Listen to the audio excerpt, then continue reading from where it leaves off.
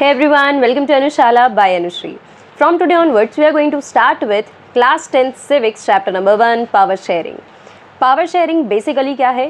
Power sharing एक concept है जो हमें ये बताता है कि किसी भी कंट्री में, किसी भी इंडिपेंडेंट कंट्री में जब डाइवर्सिटी होती है तो वहाँ पर आपको कम्युनिटीज़ के बीच में भी पावर को शेयर करना होता है और साथ में गवर्नमेंट को भी अलग अलग ऑर्गेनाइजेशन, अलग अलग अथॉरिटीज़ के साथ पावर को शेयर करना ज़रूरी हो जाता है.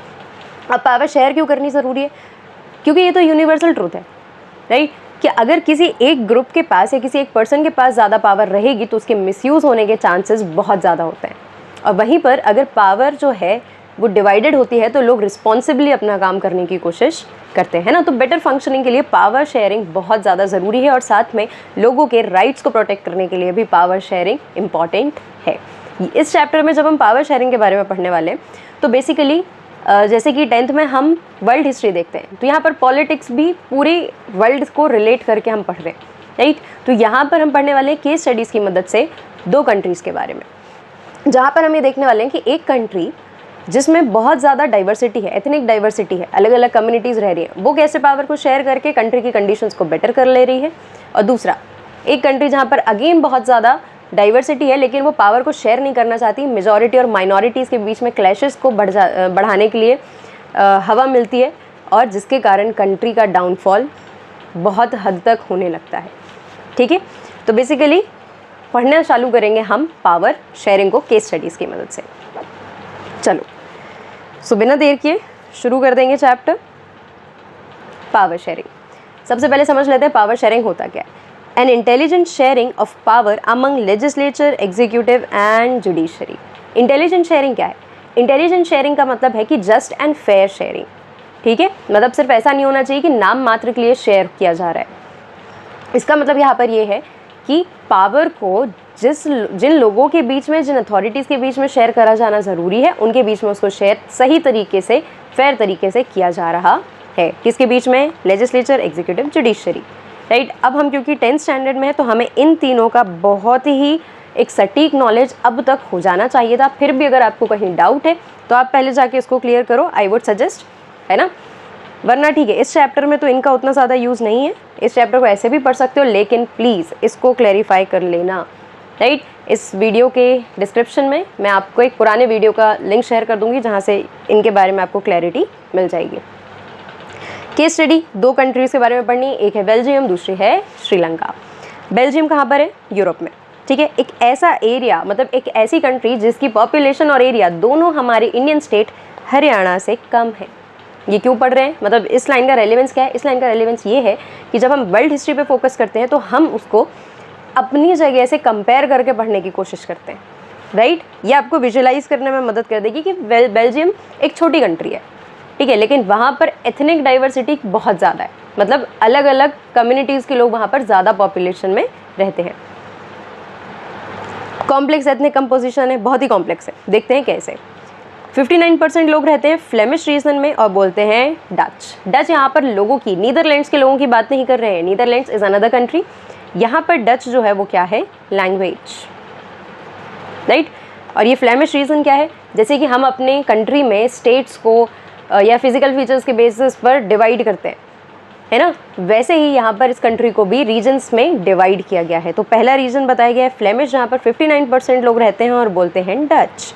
40% लोग रहते हैं वेलोनिया रीजन में, बोलते हैं फ्रेंच. और 1% लोग बोलते हैं जर्मन. अब ये 1% कहीं पर भी स्कैटर्ड हो सकते हैं क्योंकि इनके एग्जैक्ट एरिया बताना पॉसिबल नहीं है, राइट? अब देखो, साफ समझ में आ रहा है नंबर से कि ये जो लोग फ्रेंच, ये जो लोग डच बोल रहे हैं ये मेजॉरिटी में पूरी कंट्री में, बेल्जियम में, है ना? लेकिन फ्रेंच बोलने वाले कम है, मतलब माइनॉरिटी में है. और जर्मन बोलने वाले तो बहुत ही कम है, 1%. लेकिन प्रॉब्लम कहाँ है? प्रॉब्लम ये है कि बेल्जियम की कैपिटल ब्रुसेल्स में इसका जस्ट उल्टा है. यहाँ पर 80% लोग बोलते हैं फ्रेंच. जो पूरी कंट्री में माइनॉरिटी लैंग्वेज बोल रहा है वो कैपिटल में मेजॉरिटी में आ जा रहा है. 80% लोग फ्रेंच बोल रहे हैं और जो पूरी कंट्री में मेजॉरिटी में आ रहा है 59%, वो कैपिटल सिटी, जो मेन सिटी हो जा रही है, उसमें क्या कर रहा है? माइनॉरिटी में आ जाता है. अगेन ऐसी कंडीशंस में क्या है? कन्फ्लिक्ट बढ़ने के ढेर सारे चांसेस हैं, है ना? तो यहाँ पर क्या किया जाएगा? ये जो डच बोलने वाले लोग हैं ये क्या है, मेजॉरिटी इन कंट्री है लेकिन माइनॉरिटी इन कैपिटल है। और कैपिटल को इग्नोर नहीं किया जा सकता, कैपिटल के रेशियोज़ को इग्नोर नहीं किया जा सकता, क्योंकि कैपिटल से रिप्रेजेंट किया जाता है एक कंट्री को। फाइन, चलो अब जो माइनॉरिटी फ्रेंच स्पीकिंग कम्युनिटी है ये रिच है और पावरफुल है। अगेन यहाँ पर जो ट्विस्ट है आपके बेल्जियम की केस स्टडी में वो ख़त्म नहीं होते। क्यों? क्योंकि यहाँ पर लोग, फ्रेंच बोलने वाले लोग माइनॉरिटी में तो हैं, नंबर्स में तो कम हैं पूरी कंट्री में, लेकिन ये पावरफुल भी हैं और रिच भी हैं। ठीक है, मतलब रिसोर्सेज इनके पास ज़्यादा हैं। ठीक है, तो मेजॉरिटी होने के बाद भी डच लोगों को अपने लिए लड़ना वहाँ पर पड़ रहा था। ठीक है, problematic for Dutch speaking community, मतलब थोड़ी सी अलग बात है कि मेजॉरिटी के लिए यहाँ पर प्रॉब्लम्स क्रिएट हो रही हैं। Who got benefit of economic development and education much later. ठीक है, डच लोग मेजॉरिटी में होने के बाद भी इनको इकोनॉमिक और एजुकेशनल राइट्स जो थे या इनको जो प्रिविलेजेस थे वो बहुत बाद में मिले हैं। ठीक है, तो ये उनके लिए एक प्रॉब्लम बनती जा रही थी, उनके मन में एक इन्फीरियरिटी जाग रही थी कि मेजॉरिटी में फिर भी हमारे साथ पावर को शेयर करना नहीं जा रहा है। ठीक, तो इनके बीच में टेंशन्स बढ़ने लगी। कब से कब तक? पूरा एक डिकेड, 1950s से लेकर 1960s तक। ठीक है, सल्यूशन क्या निकाला गया? यहाँ के लीडर्स ने दिखाई समझदारी। कैसी समझदारी? Leaders recognise existence of regional differences and cultural diversities. Leaders ने जो काम वाकई एक लीडर को करना चाहिए वो किया, है ना, मतलब जो उस समय के हिसाब से, उस जगह के हिसाब से सबसे सही था। क्या था? ये आइडेंटिफाई कर लेना, ये रिकॉग्नाइज कर लेना कि हमारी कंट्री में बहुत ज़्यादा डाइवर्सिटी है। ठीक है, और इतने ज़्यादा रीजनल डिफरेंसेस हैं, कल्चरल डाइवर्सिटी है कि अगर हम किसी भी एक कम्युनिटी को छोड़ देंगे, अगर हम किसी भी एक कम्युनिटी को इन्फीरियर बनने देंगे, एक को डोमिनेट करने देंगे, तो हमारी कंट्री में सिविल वॉर लाइक कंडीशंस जो है वो क्रिएट हो जाएंगी। सिविल वॉर क्या होता है?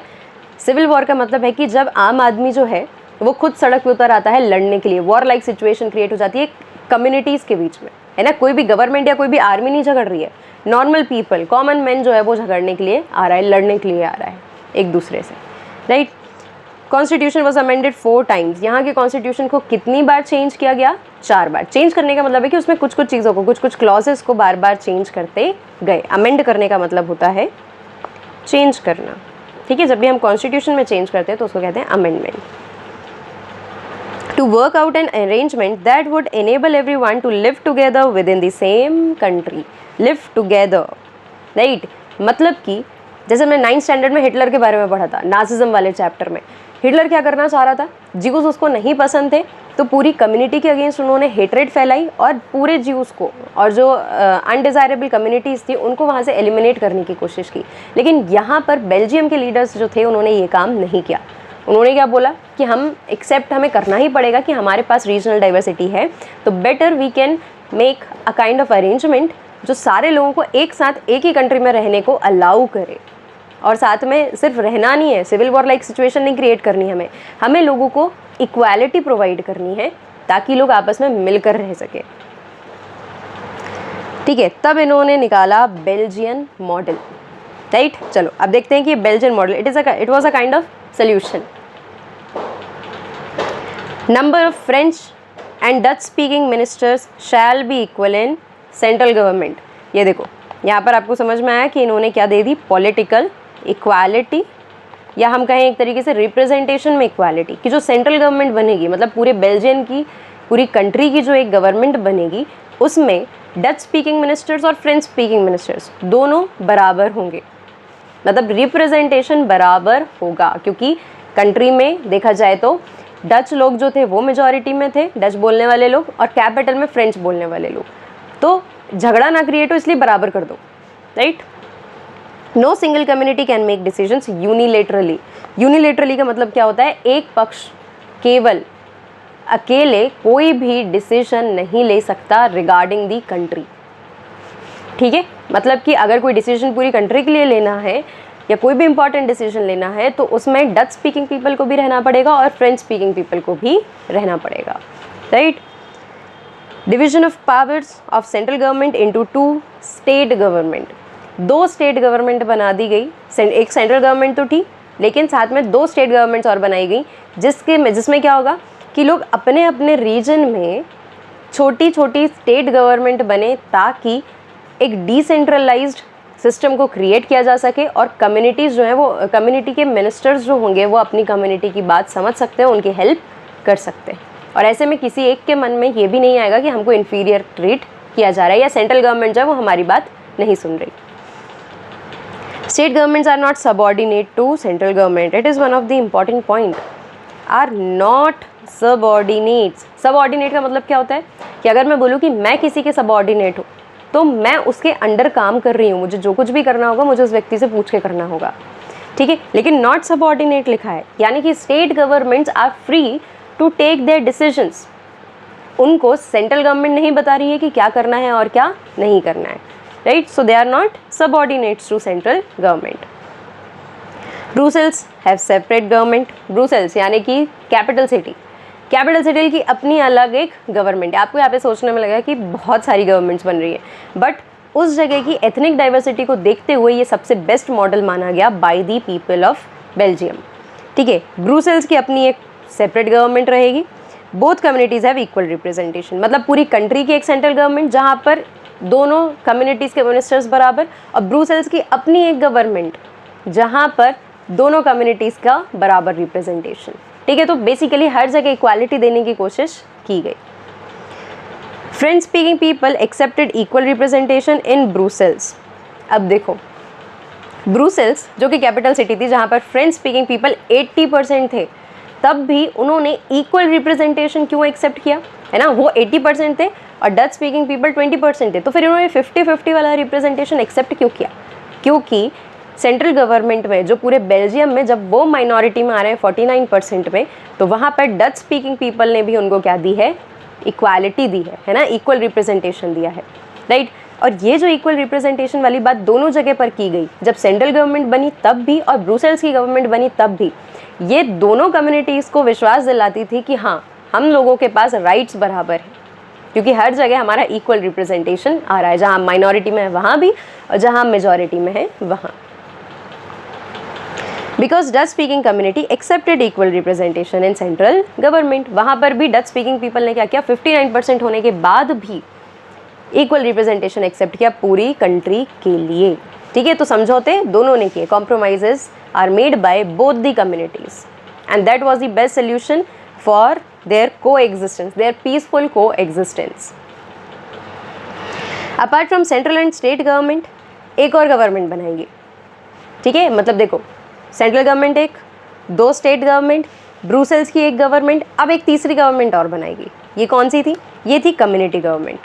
और ये क्यों बनाएगी? ताकि दोनों कम्युनिटीज़ अपने अपने डिसीजंस अपनी कम्युनिटी के अकॉर्डिंग, अपने अपने कल्चर के अकॉर्डिंग ले सकें, है ना। और कम्युनिटीज़ को ऐसा ना लगे कि क्योंकि हम एक एथनिक डाइवर्सिटी में रहते हैं तो हमारी कल्चर या हमारी जो ट्रेडिशंस हैं उनको कहीं पर दबाया जा रहा है या उनको सप्रेस किया जा रहा है या इक्वल इम्पॉर्टेंस नहीं मिल रही। Elected by people belonging to one language community, यानी कि डच स्पीकिंग पीपल जो हैं वो मिलकर अपनी एक गवर्नमेंट बनाएंगे और उसमें से वही लोग वोट करेंगे, दूसरे फ्रेंच स्पीकिंग पीपल या जर्मन स्पीकिंग पीपल नहीं करेंगे। फ्रेंच स्पीकिंग पीपल जो हैं वो अपनी एक कम्युनिटी बनाएंगे, अपनी एक गवर्नमेंट बनाएंगे और फिर उसको इलेक्शन करेंगे। डच, फ्रेंच एंड जर्मन लोगों के लिए भी बनाई गई, मतलब कि यहाँ पर कम्युनिटी गवर्नमेंट कितनी होंगी? 3, एक फ्रेंच स्पीकिंग पीपल के लिए, एक डच स्पीकिंग पीपल के लिए और एक जर्मन स्पीकिंग पीपल के लिए, right. It is powers regarding cultural, educational and language related issues. इन चीज़ों के बारे में ये जो थर्ड गवर्नमेंट थी या जो कम्युनिटी गवर्नमेंट्स थी, इनको रूल्स और लॉज बनाने का पूरा अधिकार दिया गया था। Brussels chosen as headquarter of European union.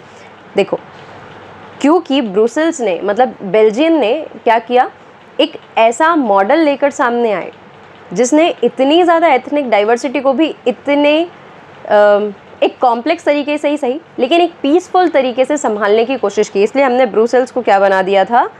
Headquarter of European union. European union क्या था?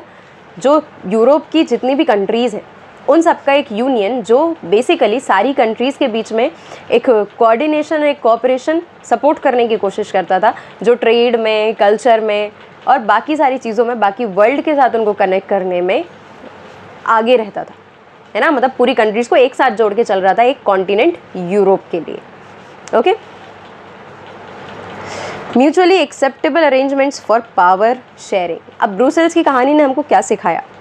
ब्रुसेल्स की कहानी ने हमको सिखाया कि अगर आपको समझ में आता है कि बहुत सारे क्या हैं, अलग अलग कम्युनिटीज़ के लोग रह रहे हैं, बहुत ज़्यादा डिफरेंसेस हैं, तो बेटर है कि आप म्यूचुअल एग्रीमेंट के थ्रू ऐसे एग्रीमेंट्स बनाओ जिसमें किसी को भी परेशानी ना हो और सारे लोगों को इक्वालिटी मिले, बराबर रिप्रेजेंटेशन मिले। तो ये पावर शेयरिंग सबसे बेस्ट है।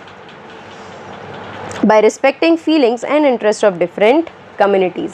Y? Because generally the ethnic communities, the cultural communities are expecting this, कि उनका कल्चर को रिकॉग्नाइज़ किया जाए और एक्सेप्टेंस दिया जाए, ठीक है। और उतनी जितनी रिस्पेक्ट वो डिज़र्व करते हैं उतनी रिस्पेक्ट उनको मिलनी चाहिए, ठीक है। अगर ये नहीं होता है तभी जाके सिविल वॉर या फिर कम्युनिटी वॉर टाइप की चीज़ें होती हैं, अदरवाइज़ कोई भी नहीं चाहता लड़ना, ठीक है। सारे लोग पीसफुल एग्जिस्टेंस ही चाहते हैं।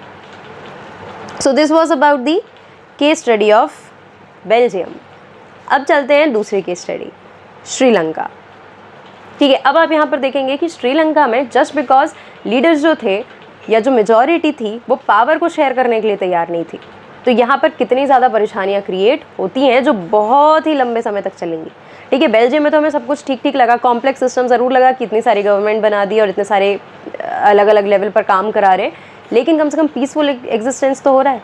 यहाँ पर क्या समस्या है देखते हैं। डाइवर्स पॉपुलेशन अगेन कहाँ पर है? श्रीलंका में। 74% जो है वो बोलते हैं Sinhala. Sinhala is the native language of Sri Lanka. और 18% जो है वो बोलते हैं तमिल, ठीक है। अभी जो तमिल हैं, तमिल स्पीकर्स हैं, इसमें कुछ लोग हिंदू हैं और कुछ लोग हैं मुस्लिम्स, ठीक है।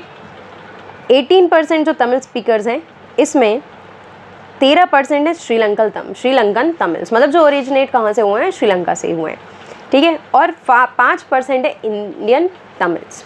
अब ये इंडियन तमिल्स पहुँचे कहाँ से? वो इंडियंस वहाँ कैसे पहुँचे? तो तमिल बोल रहे हैं, इंडियन भी है लेकिन रहते श्रीलंका में। कैसे?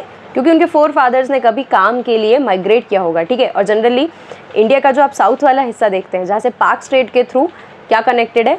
श्रीलंका, ठीक है। तो फिशरमैन्स जो हुआ करते थे उस समय के, या ट्रेडर्स जो हुआ करते थे, वो जब ट्रैवल किए या वो जब माइग्रेट किए श्रीलंका की तरफ, तो उनके जो आने वाली जनरेशन्स थी वो ये इंडियन तमिल्स बनाती हैं 5%। और 7% कौन है? क्रिश्चियंस। अगेन एथनिक डाइवर्सिटी देखने मिल रही है, तमिल स्पीकर्स में ही हमको देखने को मिल रहा है। श्रीलंका तमिल्स भी हैं और इंडियन तमिल्स भी हैं। श्रीलंका को इंडिपेंडेंस कब मिली? 1948, ठीक है। इंडिया को कब मिली? 1947, मतलब हमारे 1 साल बाद मिली श्रीलंका को independence. Sinhala leaders dominated government by majority. अब देखो इंडिपेंडेंस मिली तो इसके बाद क्या हुआ? मेजॉरिटी जो थी वहाँ पर, मेजॉरिटी जो कम्युनिटी थी वो आ जाती है पावर को स्नैच करने के लिए कि अब ठीक है, अब हम आज़ाद हो गए, अब पावर हम मेजॉरिटी के हाथ में रहेगी। तो मेजॉरिटी कौन था? सिन्हला स्पीकर्स, ठीक है। Democratically elected government adopted a series of majoritarian measures to establish Sinhala supremacy। ये देखो, ये पॉइंट बहुत ज़्यादा इंपॉर्टेंट है। डेमोक्रेटिकली इलेक्ट होती है गवर्नमेंट किसकी? श्रीलंका की, ठीक है। लेकिन उसमें भी जो सिन्हला लोग थे, मेजॉरिटी जो थी, वो क्या करती है? जब वो मेजॉरिटी वोट से जीत जाती है तो सबको इक्वालिटी नहीं देती या सबके साथ पावर को शेयर नहीं करती। वो क्या चाहती है कि भाई जो सिन्हला स्पीकर्स हैं, है ना, सिन्हला पीपल जो हैं, उनकी सुप्रीमेसी बने रहे, ठीक है। मतलब ये लोग करते रहे हैं डोमिनेट, ठीक है। यहाँ पर अगेन इंफीरियर और सुपीरियर वाला कॉन्सेप्ट इन्होंने इंट्रोड्यूस करा दिया, राइट। 1956 में क्या होगा? एक एक्ट पास होगा जो क्या बोलेगा कि सिन्हला जो है लैंग्वेज जो है ना, ये सिर्फ इकलौती ऑफिशियल लैंग्वेज है श्रीलंका की, ठीक है, डिसरिगार्डिंग तमिल। अब देखो 18% तमिल स्पीकर्स जो थे उनको क्या बोल दिया गया कि तमिल आप बोलते रहें, ठीक है, लेकिन हम उसको ऑफिशियल लैंग्वेज नहीं मानते। ऑफिशियल लैंग्वेज सिर्फ और सिर्फ एक है, सिन्हला। और ऑफिशियल लैंग्वेज का मतलब क्या है कि एक लैंग्वेज को आप सुप्रीमेसी दे देते हो। अब लैंग्वेज को सुप्रीमेसी मिले तो लैंग्वेज बोलने वाले को सुप्रीमेसी मिलेगी, ऑब्वियस है, ठीक है। और सारे ऑफिशियल काम भी किसमें किए जाएंगे? Sinhala, right. State shall protect and foster Buddhism.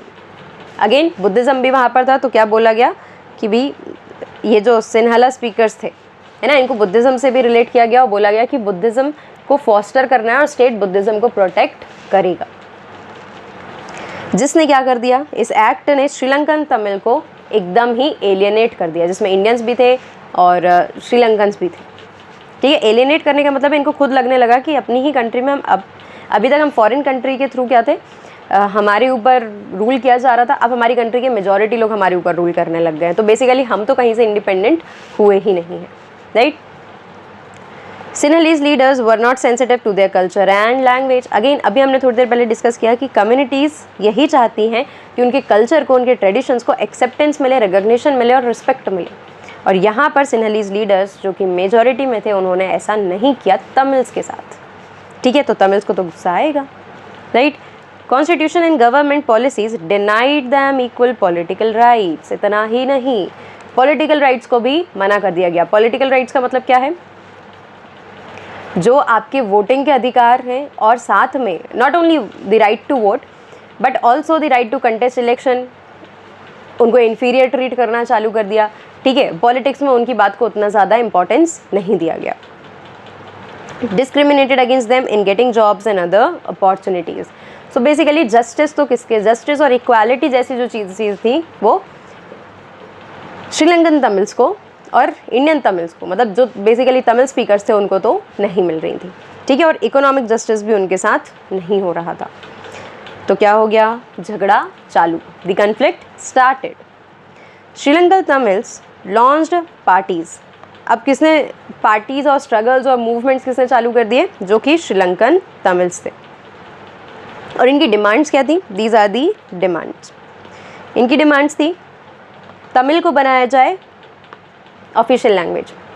ध्यान रखने वाली बात ये है कि इनकी डिमांड थी कि तमिल को ऑफिशियल लैंग्वेज बनाया जाए। They didn't talked about the disregarding या non recognizing Sinhala as the official language.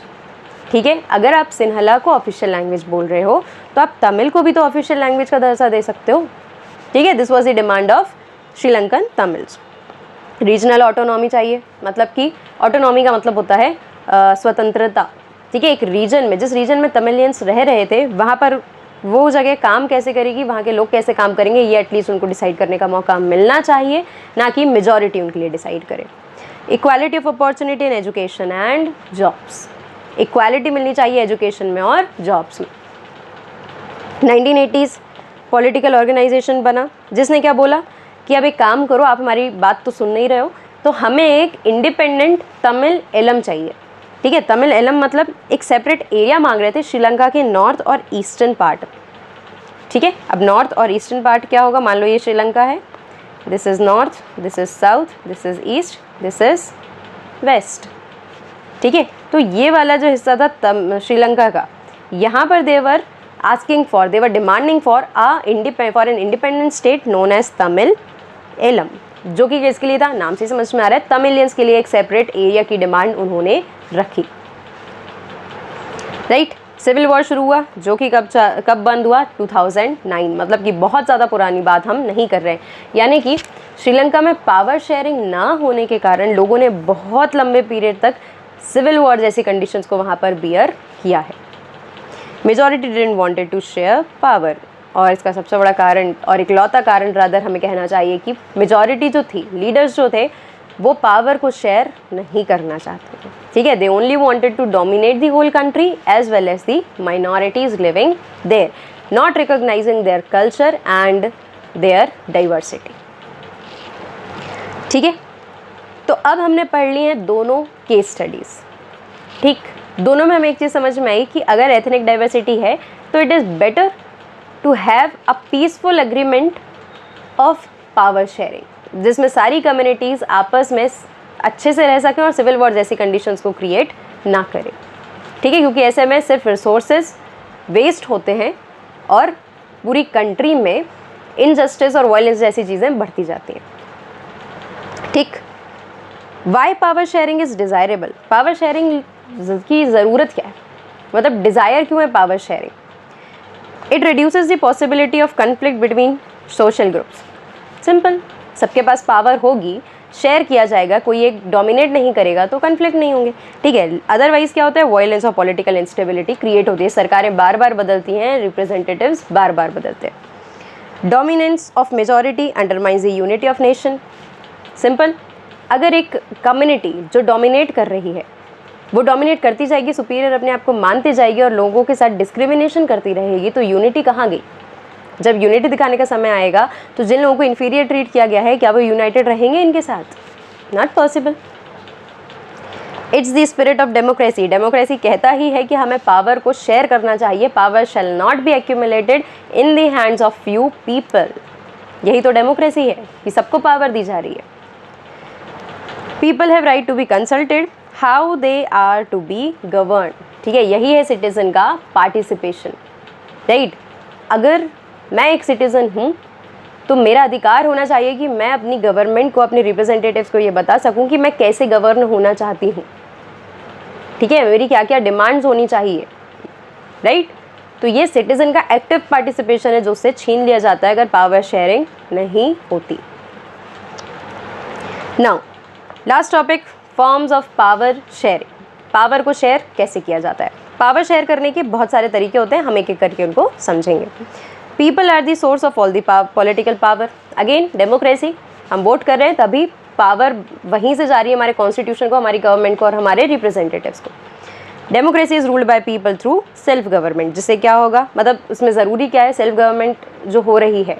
और डेमोक्रेसी का जो स्पिरिट है वो क्या कहता है, respect to diverse group and views, voice in shaping public policies. और यही जो काम है ये क्या मदद करता है कि जब हम पब्लिक पॉलिसीज़ बनाते हैं या जब हम वेलफेयर स्कीम्स बनाते हैं तो यहाँ पर काम आती हैं। लेकिन अगर हम उन लोगों को इक्वालिटी ही नहीं दे रहे हैं, अगर हम उनके साथ पावर को ही नहीं शेयर कर रहे हैं तो फिर क्या इक्वालिटी? पहली इक्वालिटी ही वहाँ पर ख़त्म होगी, तो हम बाकी चीज़ों में इक्वालिटी देकर कोई महान काम नहीं कर लेंगे। Power sharing among different organs of government, जिसको कहते हैं हॉरिजॉन्टल डिस्ट्रीब्यूशन। हॉरिजॉन्टल डिस्ट्रीब्यूशन मतलब लाइक दिस, डिफरेंट ऑर्गन्स। अभी जो हमने देखा था लेजिस्लेचर, एग्जीक्यूटिव्स और जुडिशरी, जब हम इन तीनों ऑर्गन्स के बीच में करते हैं पावर को शेयर, हॉरिजॉन्टल है, एक लेवल पर है, मतलब तीनों की इम्पोर्टेंस बराबर है और तीनों का जो स्टेटस है, दर्जा जो है वो बराबर है, बस पावर उनके बीच में डिवाइडेड है, कोई भी किसी का सबऑर्डिनेट नहीं है, एक ही लेवल पर है। तो इसको हम बोल रहे हैं horizontal distribution of power, right. इससे क्या बना रहता है, बैलेंस। सारे ऑर्गेनाइजेशंस जो हैं, सारे ऑर्गन्स जो हैं वो एक दूसरे की पावर को चेक में रखते हैं, ठीक है, सेपरेशन ऑफ पावर हो पाता है। Then vertical distribution among governments at different level. एक सेंट्रल गवर्नमेंट होगी, एक स्टेट गवर्नमेंट होगी, है ना, फिर लोकल गवर्नमेंट होंगी, जो क्या करेंगे, इनको गाइड करते रहेंगे। मतलब सेंट्रल गवर्नमेंट अपर लेवल जो होगा वो लोअर लेवल को गाइड करते रहेगा और ये इनको अकाउंटेबल भी होते रहेंगे, ठीक है। तो पावर को ऊपर से नीचे शेयर किया, ज़्यादा पावर थी, थोड़ी पावर और दी, थोड़ी पावर और दी, और इक्वालिटी, जस्टिस और लिबर्टी जैसे कंसेप्ट्स को हमने ग्रास रूट लेवल तक पहुंचाने की कोशिश की, ठीक। इसको कहते हैं हम फेडरलिज्म। यही तो होता है ना फेडरलिज्म, जब दो या दो से ज़्यादा लेवल ऑफ गवर्नमेंट होते हैं तब हम उस कंसेप्ट को कहते हैं federalism. Among different social groups such as religious and linguistic groups, women as well as minority. Social groups जो होते हैं, women के साथ भी पावर शेयर करनी है, थर्ड जेंडर के साथ भी पावर शेयर करनी है, ठीक है, माइनॉरिटीज़ के साथ पावर शेयर करनी है, लिंग्विस्टिक माइनॉरिटीज़ के साथ पावर को शेयर करना है, राइट। मैन एंड वुमेन, ठीक है, दोनों जेंडर्स में, तीनों जेंडर्स में क्या करना है, पावर को शेयर करना है कि सारे लोग अपने आप को इक्वल समझ सकें और एक्टिव पार्टिसिपेशन कर सकें और कोई भी किसी को सोसाइटी में डोमिनेट ना कर पाए। देन पॉलिटिकल पार्टीज़ के पास भी थोड़ी सी पावर होती है, बिल्कुल होती है, हम इलेक्शंस में देखते ही हैं।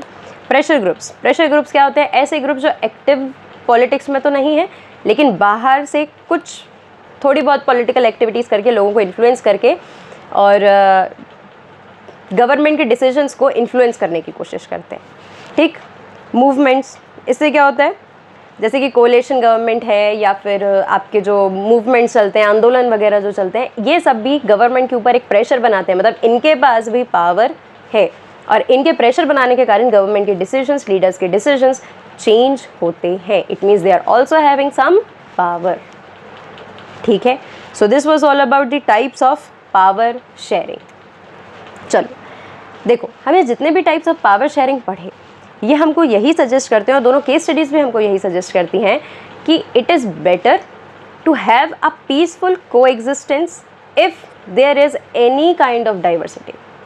ठीक है, वो चाहे जेंडर के बेसिस पे डाइवर्सिटी हो, लैंग्वेज के बेसिस पे हो, रिलीजन के बेसिस पे हो, कल्चर के बेसिस पे हो, ओपिनियंस के बेसिस पे हो, किसी भी बेसिस पे अगर डाइवर्सिटी है, better you should recognise the existence of the diversity and you should respect the diversity and share the power among everybody because all are the equal citizens of the country। ठीक है, अगर आप ऐसा नहीं करेंगे तो लोगों के बीच में कन्फ्लिक्ट्स बढ़ेंगे और जो अल्टीमेटली गवर्नमेंट को और पूरी कंट्री के वेलफेयर और डेवलपमेंट को अफेक्ट करने वाला है। Right, so this was all about the chapter power sharing. I hope थोड़ा सा समराइज्ड वे में हमने इसको करने की कोशिश की है, क्योंकि अल्टीमेटली अगर मैं बहुत बड़े बड़े सेंटेंसेस लिखती आपकी केस स्टडी में तो फिर वो तो बुक ही हो जाती। Right, but don't forget to read the NCERT. ठीक है, एनसीईआरटी रीड करो, लेक्चर देखो, खुद के नोट्स बनाओ, दैट इज़ मोस्ट इंपॉर्टेंट, क्योंकि हमें सिर्फ चैप्टर को नहीं समझना है, हमें सिर्फ कंसेप्ट को नहीं समझना है, हमें लिखना भी सीखना है। Right, so don't forget to read the NCERT, don't forget to make your own notes. ठीक है, किसी भी चैनल पे, किसी भी वेबसाइट पे डिपेंड मत रहना अपने नोट्स के लिए। बेटर है पढ़ लो, ज्ञान ले लो और सीख लो, स्किल सीखो कि पढ़ते कैसे हैं और आंसर कैसे लिखते हैं और नोट्स कैसे बनाते हैं। Right, so I hope this much is clear to you. अगर इसमें कोई भी डाउट है तो कमेंट करके मुझे बता देना। नेक्स्ट चैप्टर कौन सा कवर करना है ये भी आप मुझे कमेंट करके ज़रूर बता सकते हैं, अदरवाइज़ मैं अपनी मर्ज़ी से चालू कर दूँगी। ठीक है, keep watching, don't forget to like, comment, share and do subscribe the channel if you haven't done yet. Thank you.